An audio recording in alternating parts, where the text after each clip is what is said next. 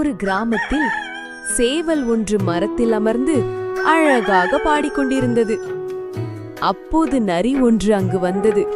மேலே இருந்த சேவலை பார்த்த நரி, "சேவலே, உன் குரல் ரொம்ப இனிமையாக உள்ளது, எனக்காக ஒரு பாடல் பாடு" என்று புகழ்ந்து பேசியது. ஆனால் புத்திசாலியான சேவலுக்கு நரியின் தந்திரம் நன்றாக புரிந்தது. உடனே சேவல், "நரியாரே, உன் கண்களை மூடு, நான் பாடுகிறேன்" என்று சொல்லிவிட்டு நரி கண்களை மூடியதும் சேவல் மேலே பறந்து உச்சி கிளையில் அமர்ந்து கொண்டது.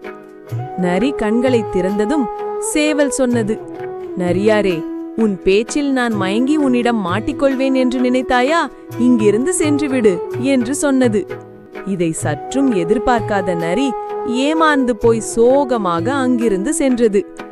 சுட்டீஸ், புத்திசாலித்தனமாக இருந்தால் நமக்கு எதிலும் வெற்றிதான்.